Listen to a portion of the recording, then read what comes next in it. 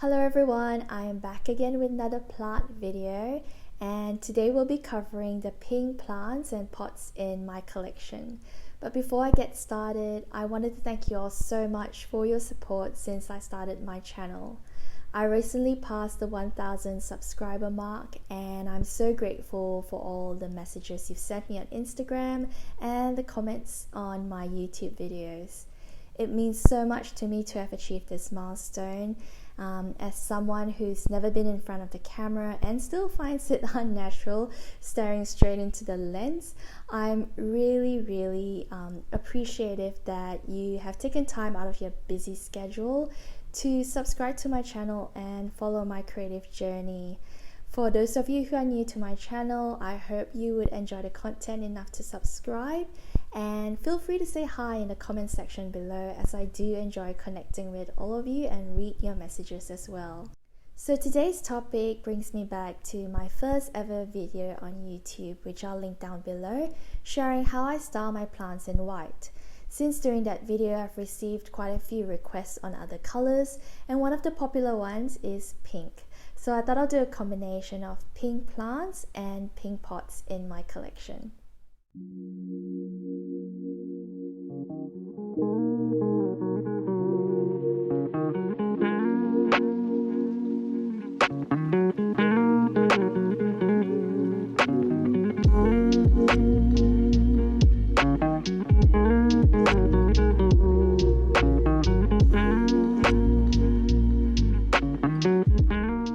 Addition to my pink plant collection is this Syngonium Confetti.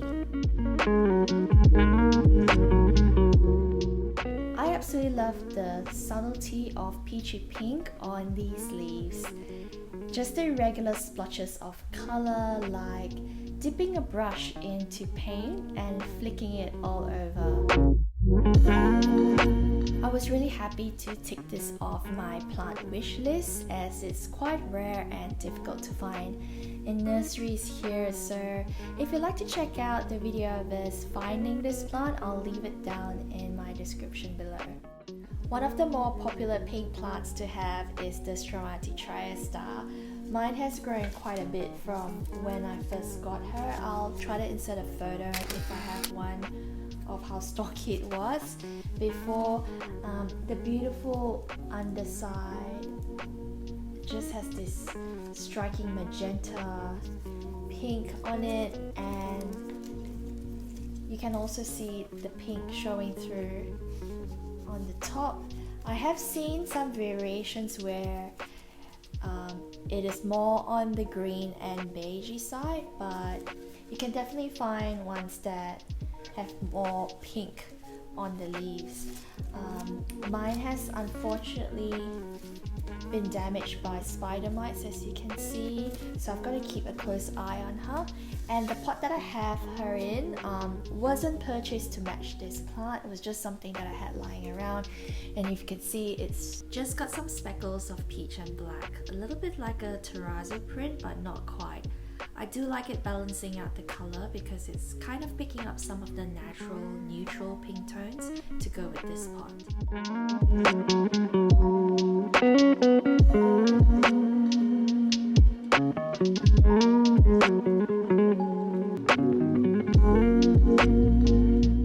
The Calafia Onata, if I'm remembering correctly, this has to be the first pink infused plant I brought home. And this Onata has been through a tough few years of completely losing all leaves to bouncing back up again. So I'm really happy it's hanging in there. The plant was fairly small when I first got it, so I'm okay with these 3 leaves, but just look at how beautiful those pink strokes are. In case you're wondering, pink isn't my favorite color, but on plants, I'm just naturally drawn to them because they look like absolute works of art. Every time I see a pink plant in the nursery, I have to stop just to admire its beauty. For something a little different, this Peperomia Jelly incorporates pink in a bright outline around the leaves. It's very different compared to the other pink plants in my collection, where the color is more focused on the veining or centered throughout the leaves.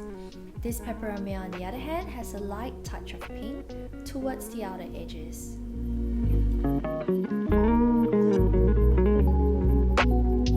Speaking of pink veining on leaves, there's also this Caladium that I got earlier this year from ALTRA Nursery. If you missed that nursery tour, you can find the link in my description. We're in our first month of winter, so eventually I will lose all my Caladium leaves when they go dormant, but these are some of the beautiful ones that are left. If you've been following my plant videos, you'll be familiar with the Aglonema Citinohalisa. Just look at the pink and green contrast on this beauty. I've spoken a lot about how much I love this Chinese evergreen. She's certainly one that pushes out stunning leaves, requiring minimal care. I'll leave a link to my top easy care for plants that also features this Aglonema. One level up from the Aglonema Citinohalisa is this beautiful Piper Crocatan with deeper pink and darker greens. This climbing vine looks so elegant to me with its intricate silvery pink veined heart-shaped leaves. The plant is still a baby, propagated from my neighbor's mother plant, so I'm excited to see this one continue to grow beautifully this year. Also featured here is this vase pot that I really love from Kmart. I think I got it for $3, but it did come with artificial plants in it. So I'll show you how I got around to removing that. Start by soaking or running hot water through the pot. This will help dissolve the glue that holds the artificial plant together.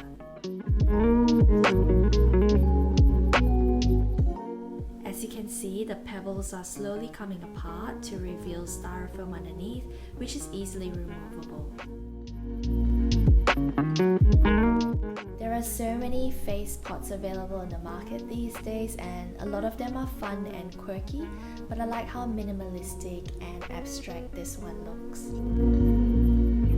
This Syngonium Neon gives out muted peachy pink tones, blending in with the green underside of the leaves. It's a good one to introduce pinks into your collection if you're not really into a bold, bright shade.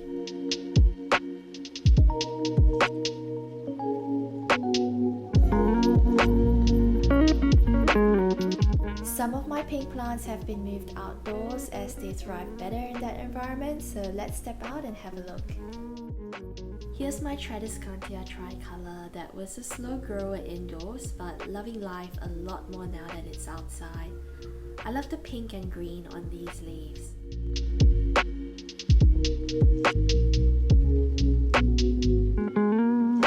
My begonias, all of them struggle indoors, so I've moved them out here, and this one started blooming striking pink flowers.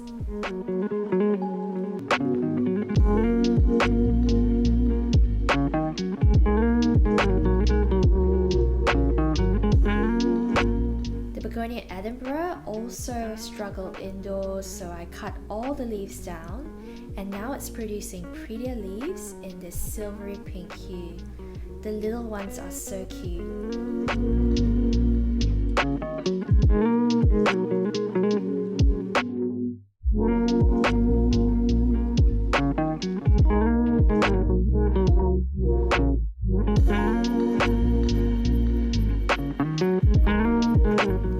Here's my polka dot begonia or begonia maculata with some peachy pink tones.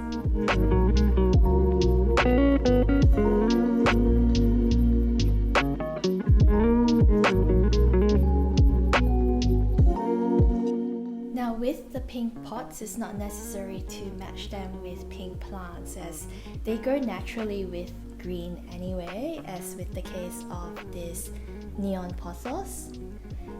This originally came with a black color plant support, but I've changed that over for this pink one that I got for Christmas last year. And the pot itself actually came with a purchase of an alocasia that I got from a supermarket here, Coles. And pots can be quite expensive, so if you can get them included with the plant for less than the price of what the plant would be, then that's definitely a winner. Aside from solid coloured pots, I opt for neutral colours like this grey concrete, or you could go with terracotta with a touch of peachy pink as seen in this leather-like material. A little touch of colour to complement the leaves on this Syngonium Neon. The same applies to these pots where the hero colour is white, but with the addition of a pink layer on top, it brightens the look if you're not quite into all white.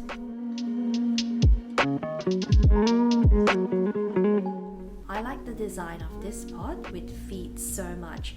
I got it in a mini version and also in dusty pink.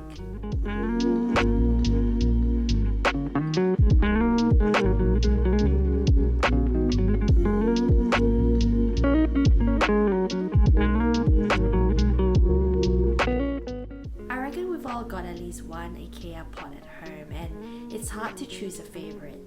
This pink number also comes in a stone white color and took me all of 2 seconds to decide I'll bring one home. I just love the minimalistic vertical lines on this.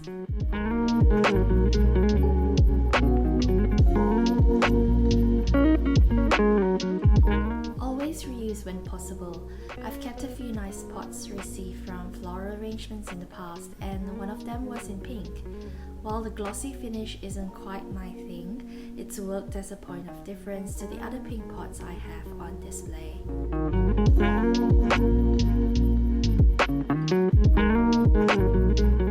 Add different shapes and designs to your collection.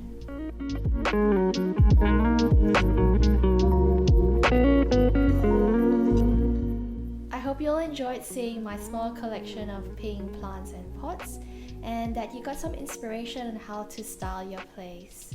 If you have any requests for other colors, feel free to leave it down in the comment section below, and I'll catch you all in my next video. Take care, everyone.